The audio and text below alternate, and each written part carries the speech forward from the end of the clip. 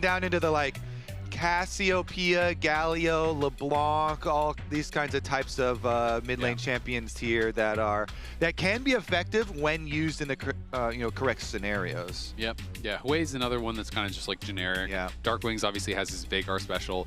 They didn't ban Taliyah, which is very, very interesting. So Sentinels have first pick, so they're saying you have to ban Taliyah, or we're going to take it. We'll gladly take that. Yeah.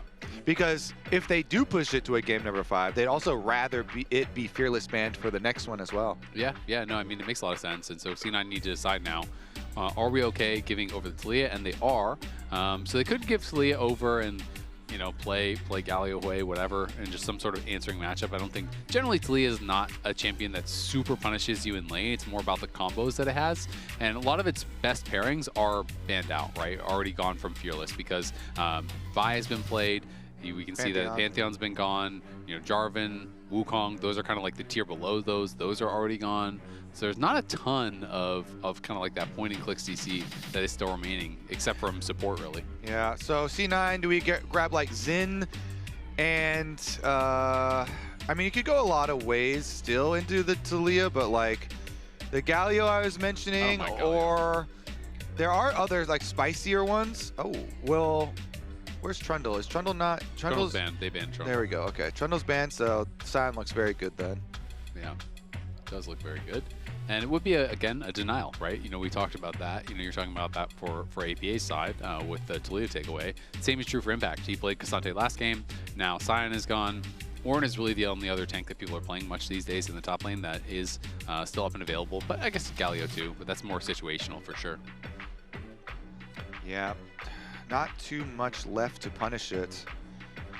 All right, let's see. Do we want to grab jungle? I guess we're just going to slam the Ahri instead early. Ahri to me is one of these picks where I think people are pretty opinionated one way or the other. I tend to not be a fan of Ahri. I just feel like, again, if you don't have setup, it is very unreliable. If you can hit everything, great. You can be really, really effective. But it can be quite difficult. The Spirit Rush, obviously, you can get stunned up on the Unraveled Earth from Taliyah. And Zaahen as the answer. But the W is effective. Yeah. So the W is pretty effective for this matchup. And some people do like going for, especially if they do get a good jungle pick to pair with it. Charm Flash on that Taliyah. Look for the kills yourself. Yeah, I guess the question is, what is the pairing that you're going to look for, right? If Xin is taken here or banned away, then, you know, what does Blaber go towards? You need an AD jungle pairing, but we are getting down in a lot of the less popular ones, right? That's why this is a really good 2-3 for Sentinels, because Zaahen is a denial too. Zaahen is a denial jungle. Yeah. So the Xin is gone. I mean, Aatrox is still available. Graves Ahri sounds horrible. There's just no way. I'm looking through at all the champions that he hasn't played yet. He has, like, of champions that he has...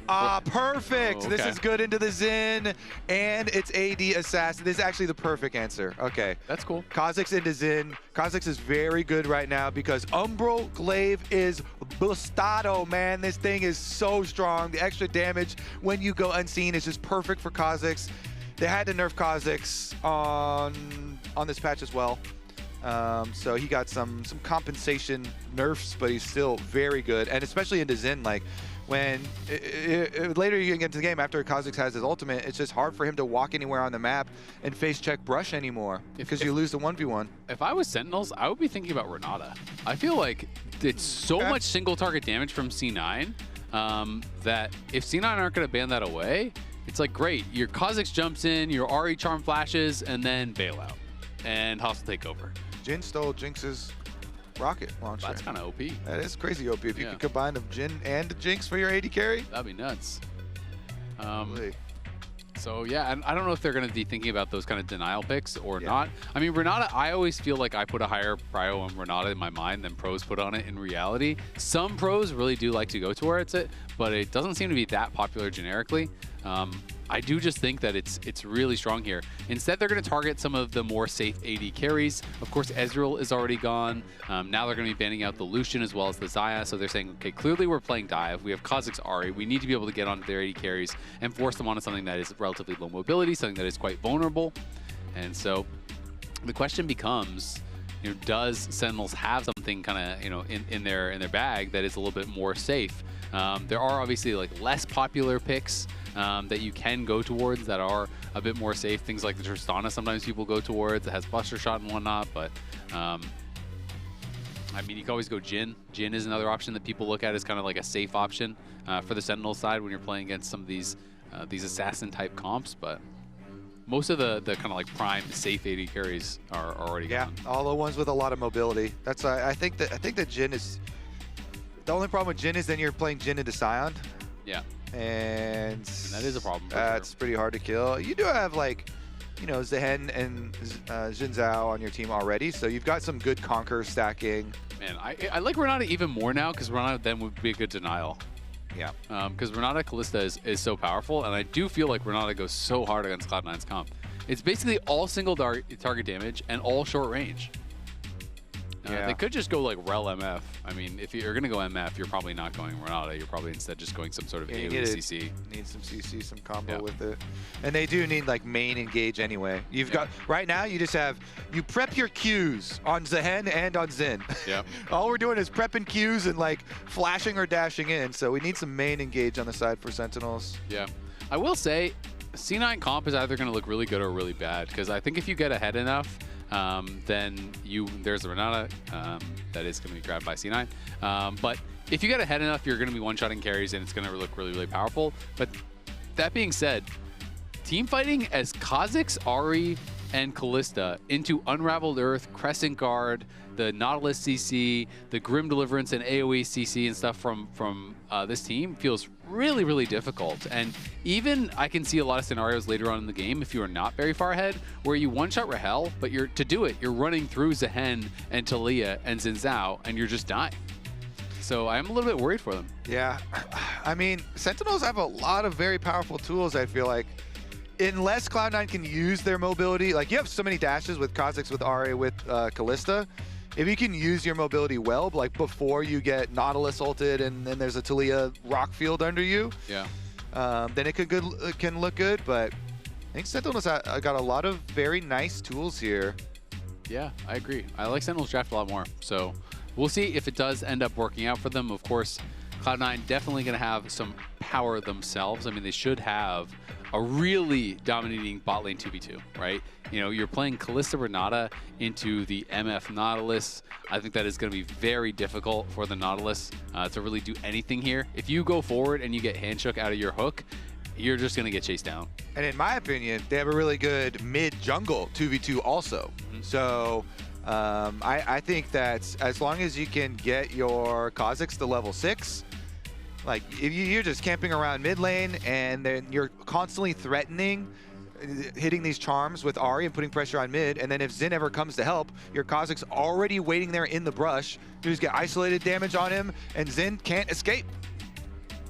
Well, that'll be pretty tough for HamBak if it does end up happening. So we'll see how Blaber can perform. It's the first time for him bringing out Kha'Zix this year. I'm sure he's played it in the past. It's obviously been a popular pick in the past, but I'm going to look up actually how many times he has played it, if he has at all. Yeah, let's get that the Blaber career win rate on the Kha'Zix. Again, it's just so good into Zin later. 75% 4 games. Sounds pretty good. That's pretty good. Not a lot of games, though. Kind of surprising. Yeah, it's obviously a niche pick. It's mostly counter pick. A lot of times, actually, specifically into Zin. Yeah. But I think the current state of this champion is actually so good with the Umbral Glaive. Umbral Glaive was basically buffed to be specifically really good for Kha'Zix with the extra unseen damage. So it's quite powerful. Nice hook immediately there from huhi. Barrier going to be popped, but they're going to take a good trade back as they go aggressive. So it is the barrier for the heal at the end of the day. huhi trying to find an angle there, though, and is pretty effective. You know, you have the Aftershock, so you want to try to look for those sorts of moves. It's just always very difficult in the extended play. You've got to be really careful. Yeah.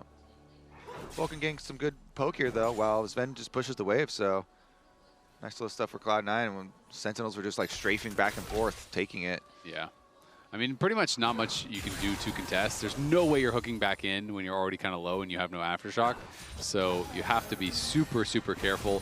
They also have the combat summon advantage because they have heal barrier versus the cleanse heal. So that is going to make it really tough. But cleanse, you basically have to pay the tax when you're playing against Renata as an ADC. So he does kind of have to take that. But in these early lane phases, the cleanse is going to do almost nothing for you. Like, sure, you can cleanse a handshake stun, but they can just kill huhi if he hooks in. So you do have to be pretty careful. We'll see how Impact performs now on this. Did look good last time he actually brought out the Zaahen.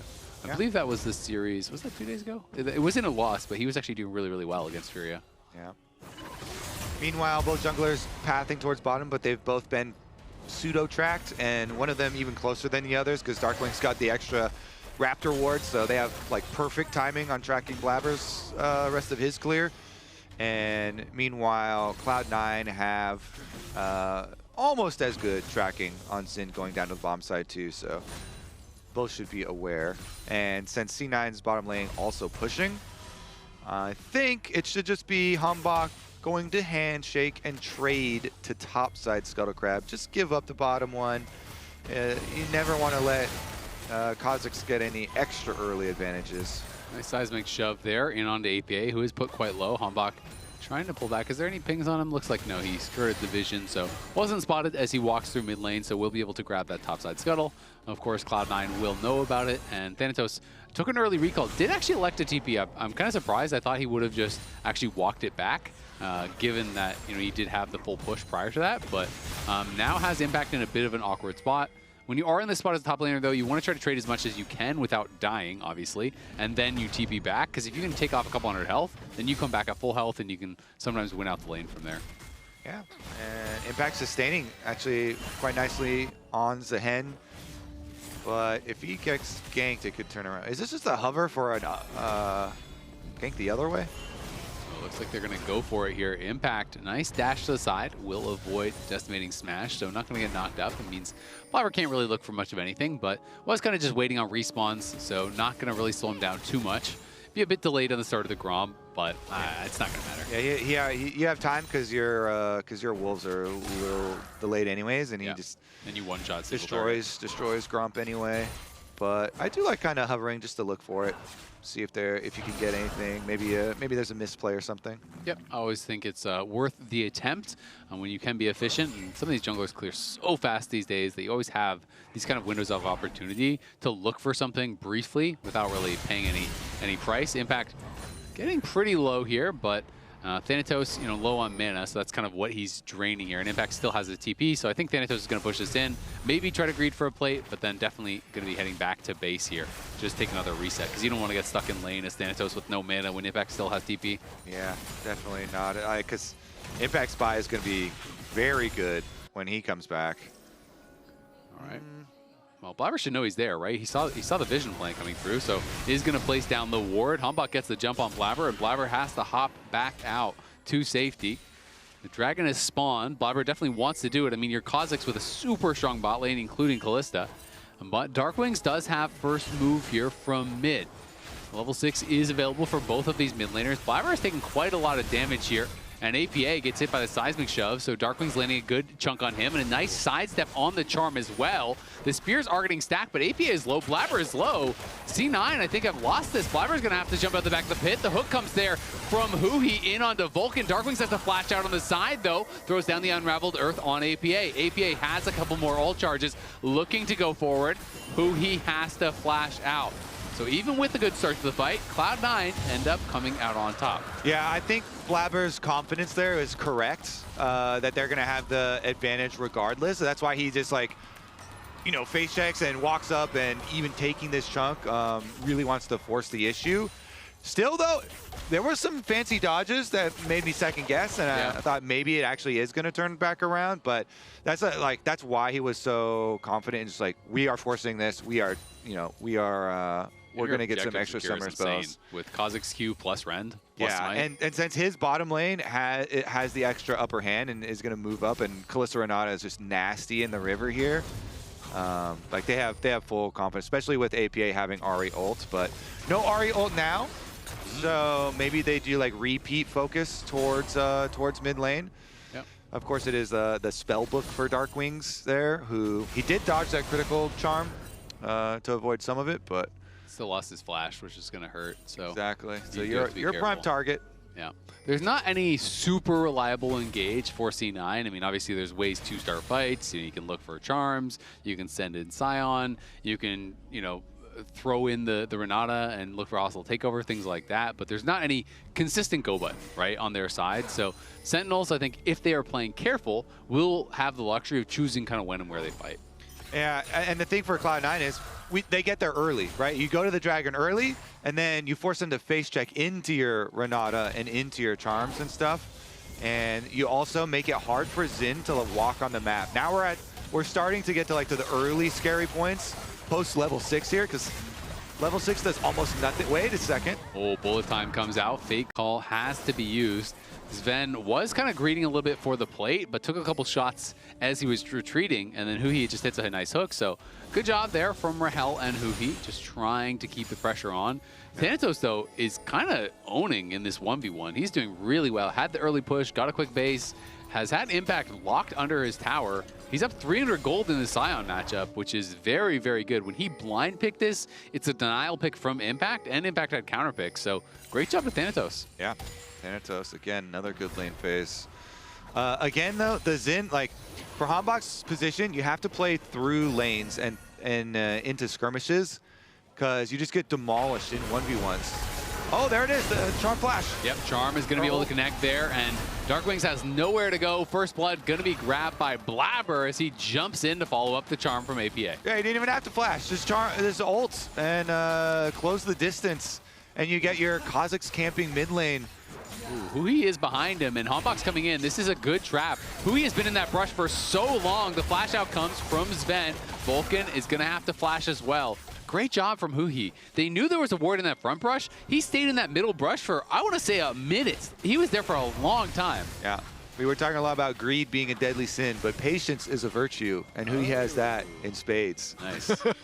Camped there for a while, gets paid, but the bigger payment is to Blaber. Again, Kha'Zix versus Zin is so unfair, especially if you get accelerated to your Umbral Glaive. HamBak, though,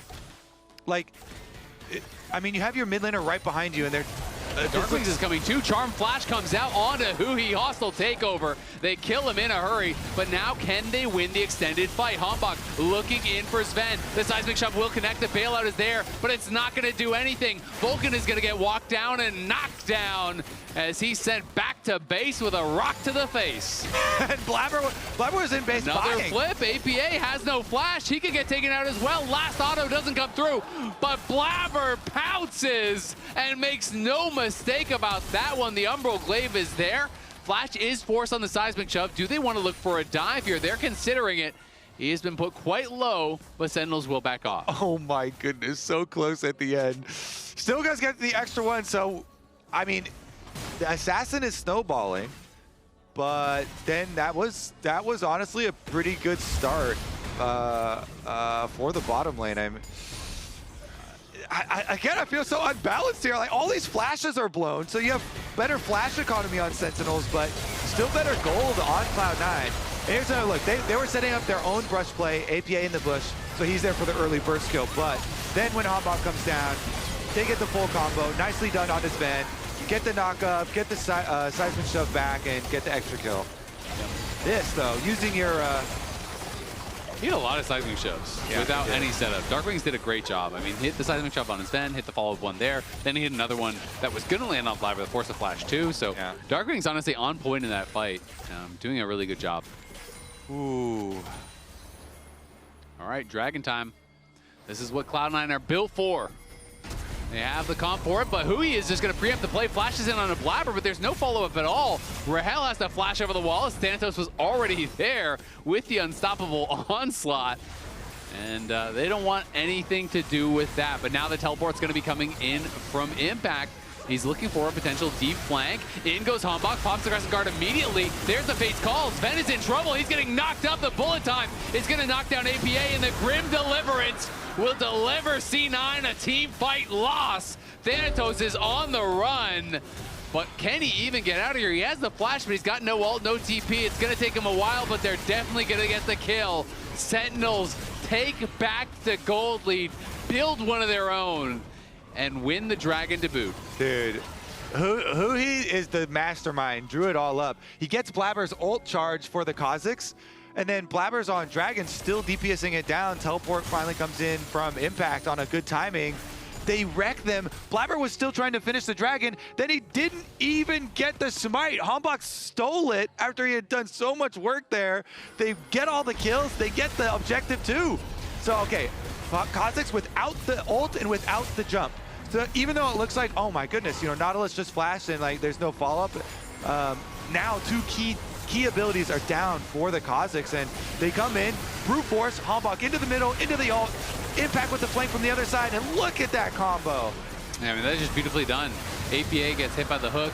Didn't even use his ult in that fight. I'm not sure if it was up, you know, when he actually got hooked, or if it just came up as he was dying. I didn't catch that, but he gets hooked, he gets burst down. So even though Rahel has no flash, didn't matter because they were the ones on the offense. They were the ones pushing in and creating that space for him and doing a really good job with it. Cloud9 felt like they were dominating, you know, in both the side lanes, have all the early pressure, but again, they fall short at this fight, and now Impact, oh my god, that damage from Blaber is insane.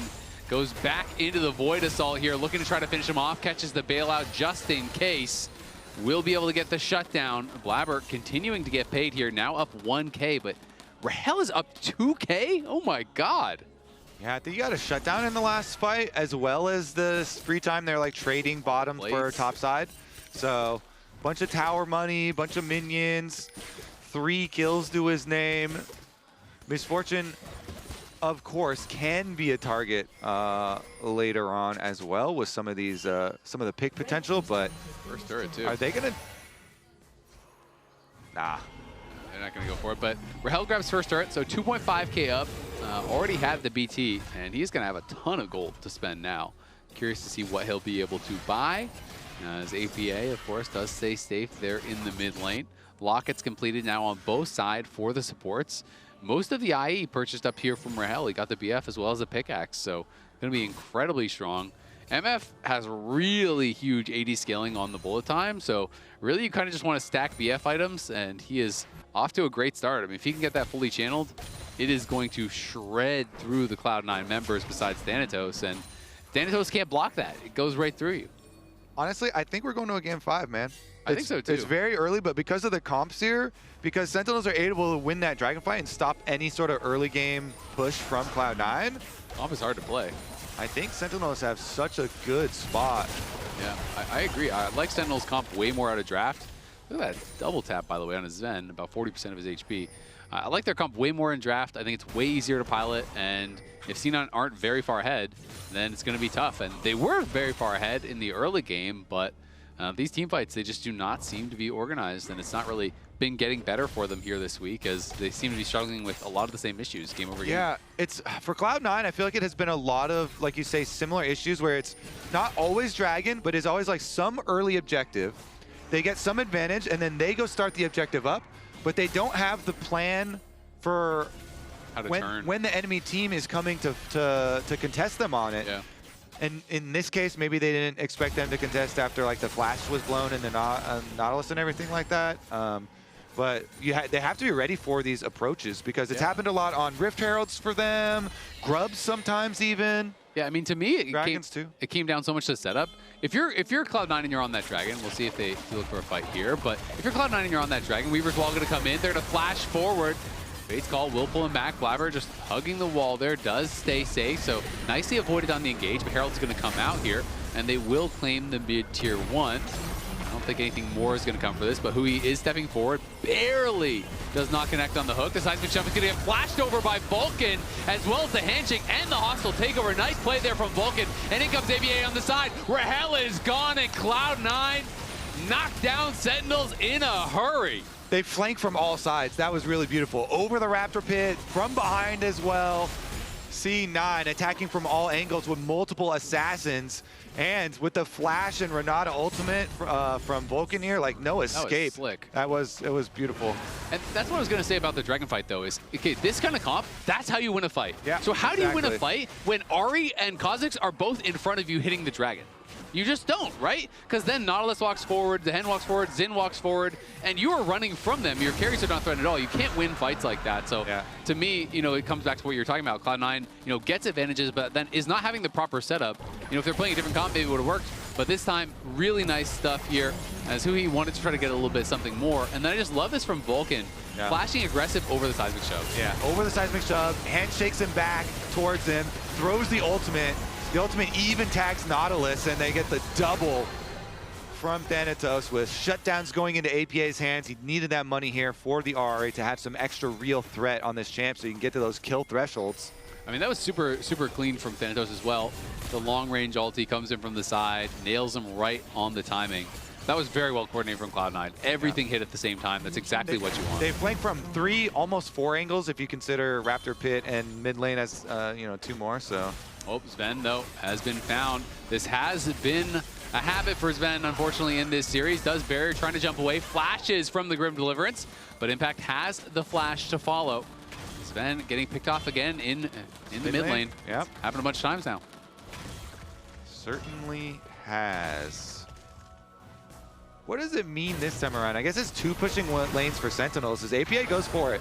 Yeah, and he does nail the charm. The orb reception is there. Spirit rush forward, flash to follow, looking to finish him off. Needs one more auto, does get it, and gets the level up. Oh. So he's gonna survive as huhi face plants into the wall. The wall will regret messing with huhi there as APA gonna try to get away. Another miss. Oh, the wall is dunking on him, bro. He hits it when he doesn't want to, then he doesn't hit it when he does want to. Well, those walls are shifty. You never know where they're gonna be. These walls are just moving all over the place. Yeah. It's like what is that? Isn't there some horror movie like the walls have eyes or something like that? But but this is the walls have legs because they're moving. They're shifting. Them walls got hands. All right, well, nice solo kill there for APA. He does get one on to DARKWINGS and has created a little advantage for himself. So now it is not just Blaber with that edge. Yeah, try and snowball a little, stack up that Dark Seal even more. You know, every little bit really counts with this team comp because you don't have a lot of extra damage. No. So you need to get your kill thresholds here for Cloud9. Look at the ADC inventory. That is sad if you're a Cloud9 fan. He's got his blade, but he just has pieces of the Rage Blade. And you already have IE, Bloodthirster, and Double Longsword on top. So that is a very, very powerful Rahel. And HamBak going to jump right in onto Blaber. Blaber did take the blue buff. The HamBak could be in some trouble. Pops the Crescent Guard, but the bullet time over the wall knocks down Blaber in a hurry. The hostile takeover just for disengage. APA trying to run for the hills here as Sentinels punish the invade. The tower was knocked down at the same time by Thanatos, though. Yeah, HamBak doing a nice job, waiting for the rest of the team to be close enough so that they can actually fight, knowing, you know, this Kha'Zix is going to want to try and go for the kill. So they punish Blaber, get the kill, and get right back to pushing. Mid lane push, topside push. Sentinels here. Definitely making good case for themselves. Yep. Again, like, man, this Kalista is not going to do a lot. No, Kalista is looking useless. I mean, it's really just, can Cloud9 one-shot the MF? That's kind of your hope. But I do always feel like it's so tough compositionally because when you have to full send everything on Rahel or you just kind of auto-lose, then it's so easy for Sentinels to play around that, and their counter-engage can be really, really powerful because Kha'Zix and Ahri cannot just walk past the Zaahen and the Nautilus and everyone else. As there's a flash forward from huhi. The Fate's Call comes out, but the depth charge connects onto Zven, and he is dead in mid lane once again. And now there are pings here over onto the Baron. We'll see if they actually want to commit to that. That would be pretty risky, but they're going to start it up. I can see Xin just dashed onto it on the minimap. Yeah, beautiful from huhi. He knows, yeah, you can ult the Renata, but then I just use my ult onto Zven. They get it. Now on the Baron.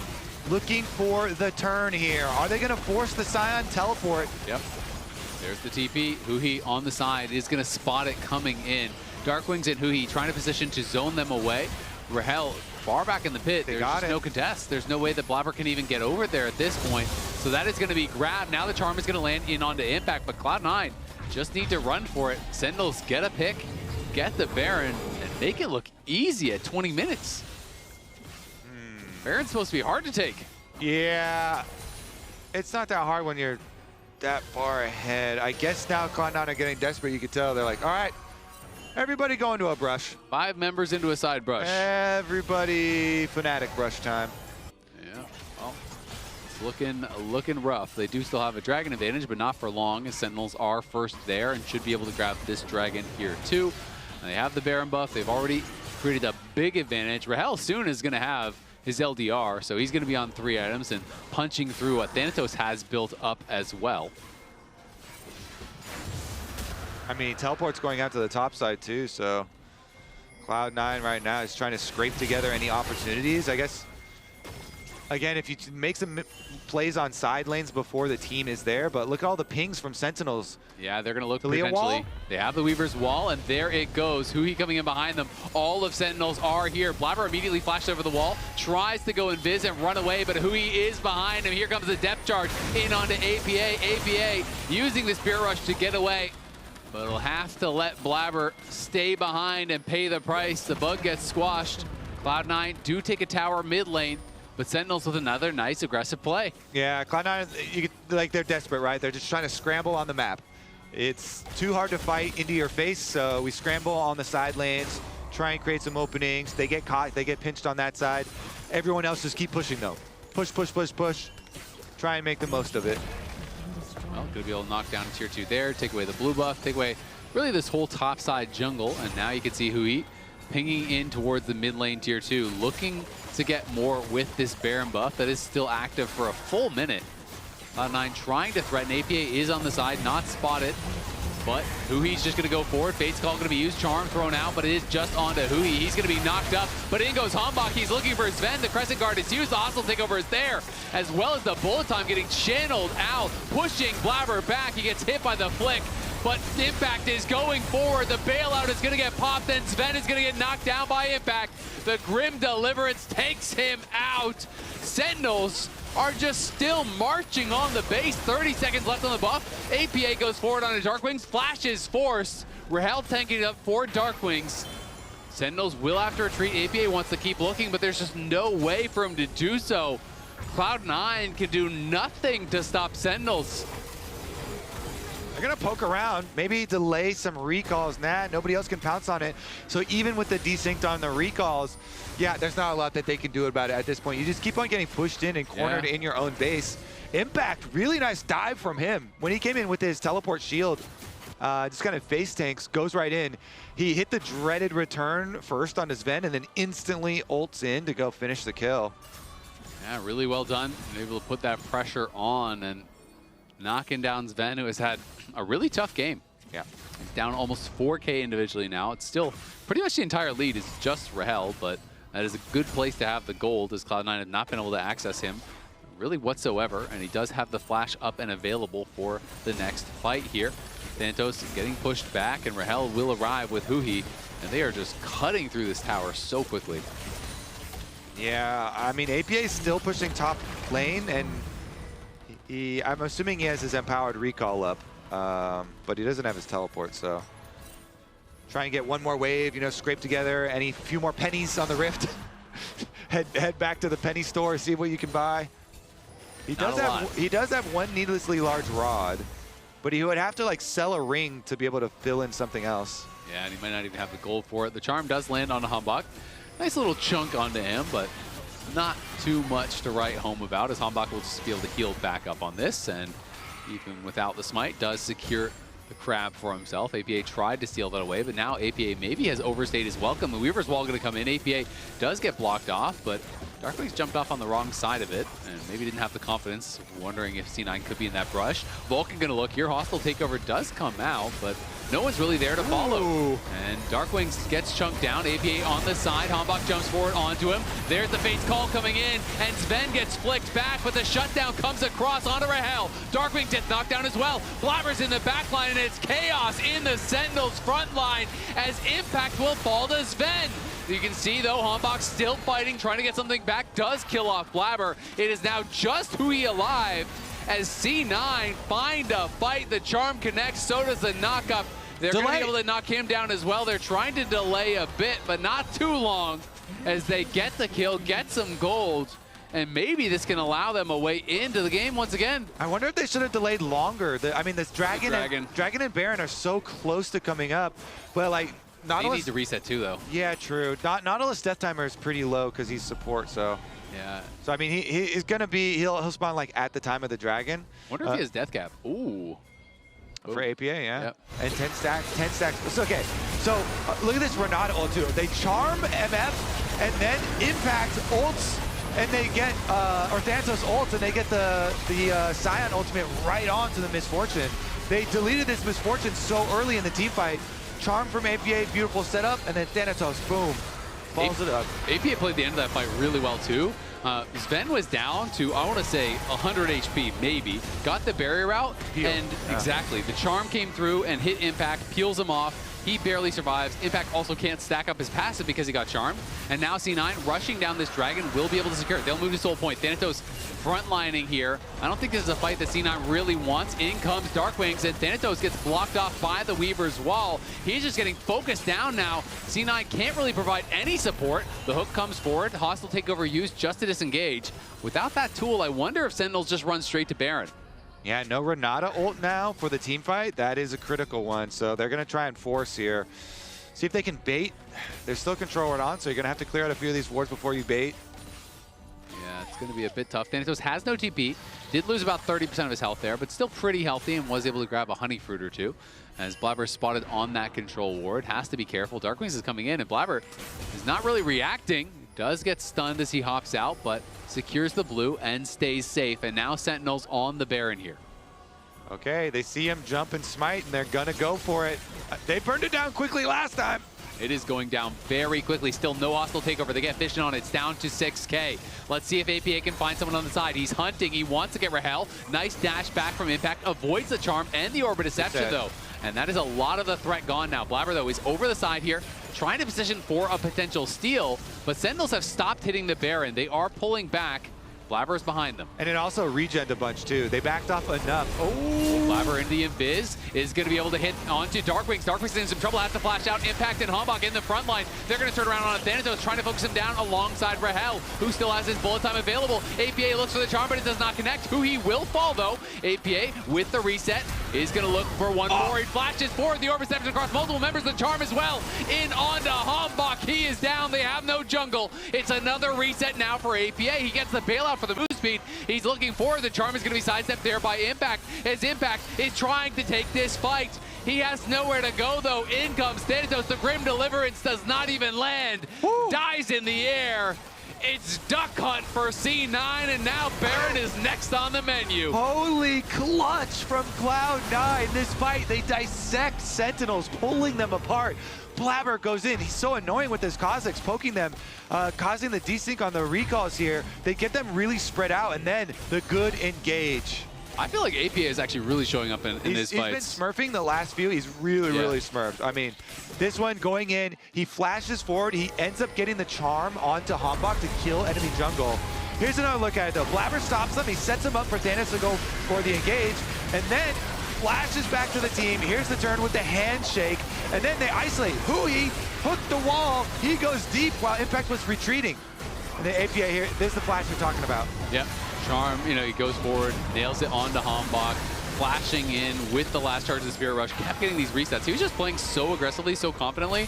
And I think, you know, APA, it's fair to criticize him for some of the play in this series, but you also have to give him credit when he is playing well here. And that from Impact is frustrating. If he lands with the Grim Deliverance, going to get a big heal. You can see, ooh.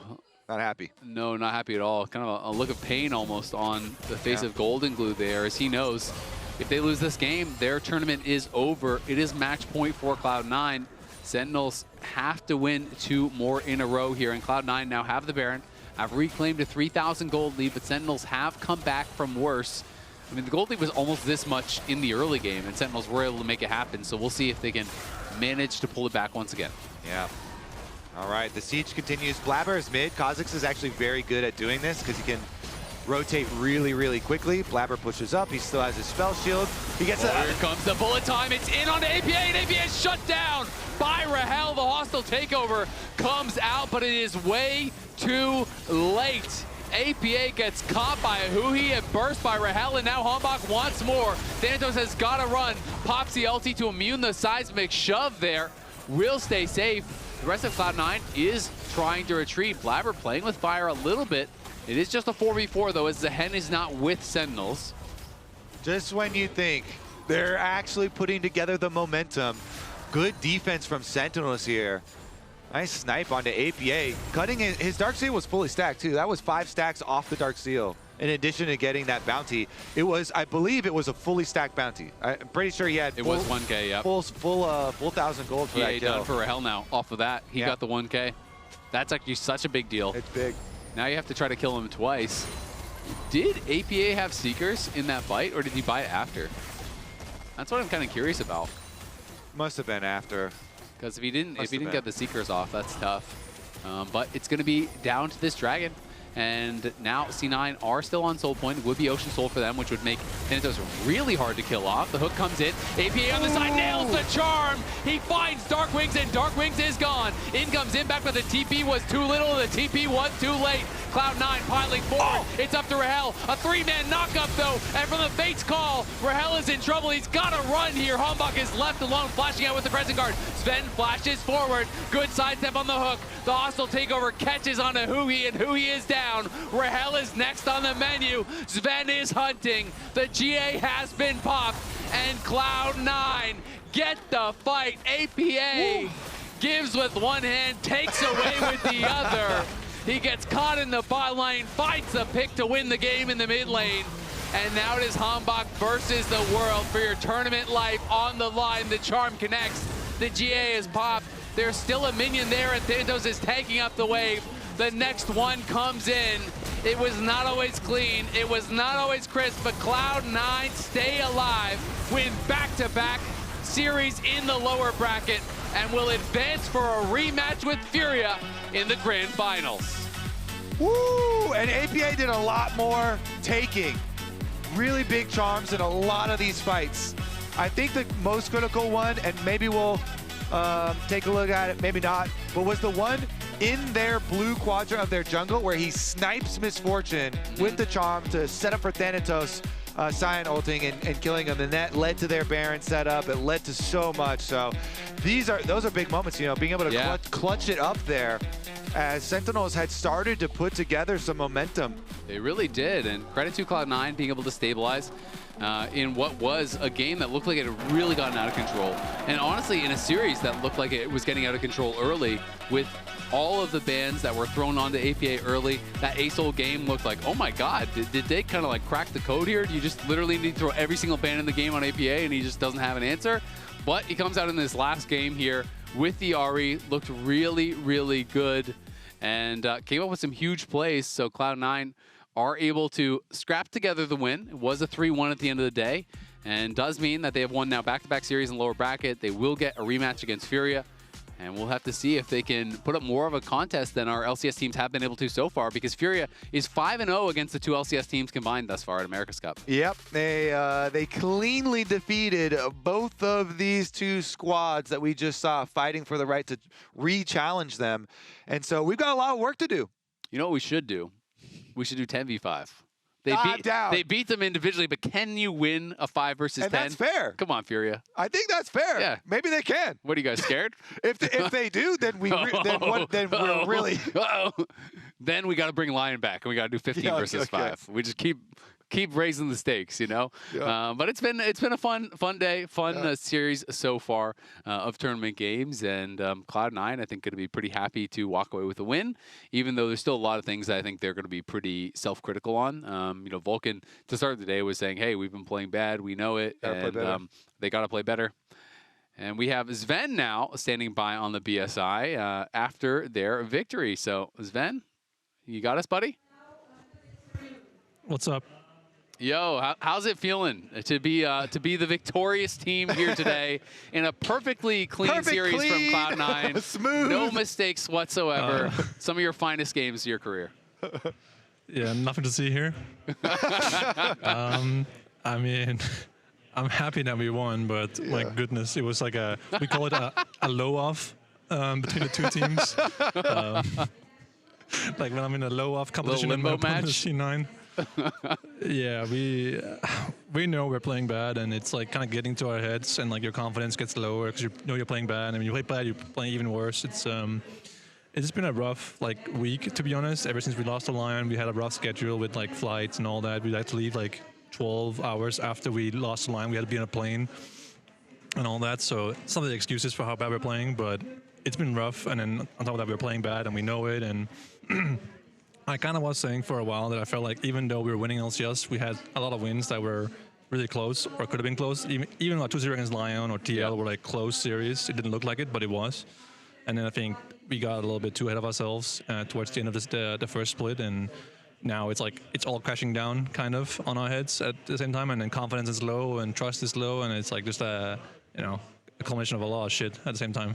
So how do you feel like you guys need to kind of like learn from this or bounce back from this then, right? Because clearly you all are not in denial about it. This does not look like the same Cloud9 that we saw a couple weeks ago. Everyone can tell that. You guys can tell that. The viewers can tell that. Everyone can see it. So what is the kind of step forward then? How do you think that you need to be able to regain that trust and kind of step forward and try to get back to your winning ways?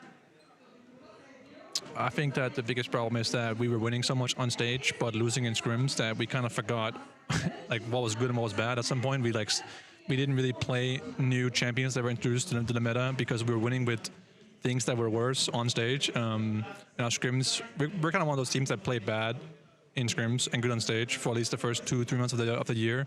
And now it's like we're playing bad in scrims and on stage because we are behind in scrims compared to other teams. They learned and adapted and then improved the champ pools, while I think we were playing the same thing every game for a long time.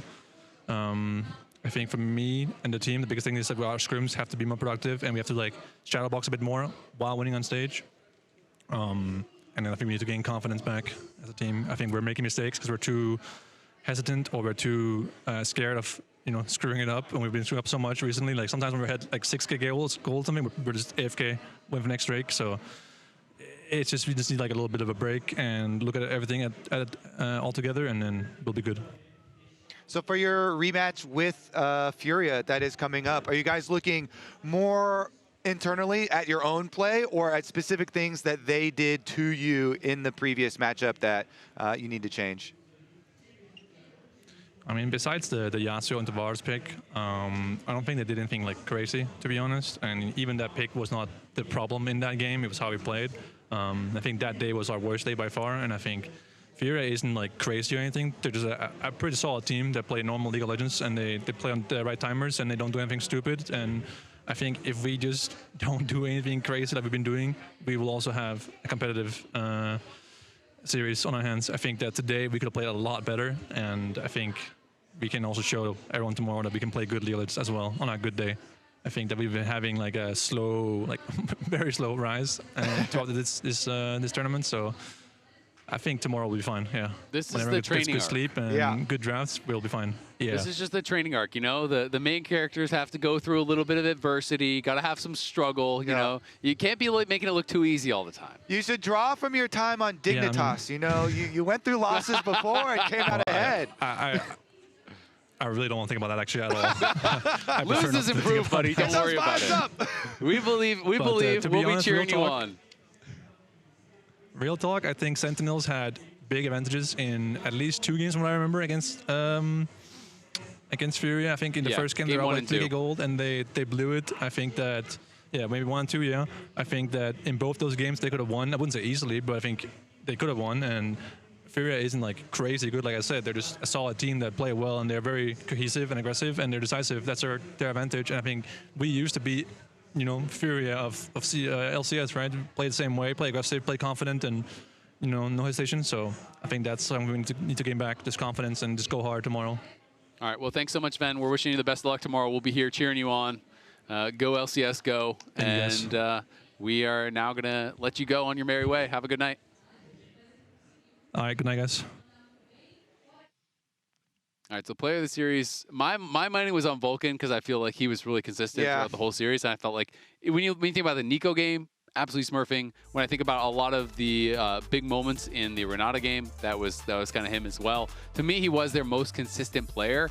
And I thought he was very, very strong throughout the whole series. Yeah, 100% agree. Thanatos also had a lot of really good moments. Really good too. And then APA clutching on the Ahri game was big, but man, there were so many. The lows were much so many lower. Yeah, so many lows. Yeah.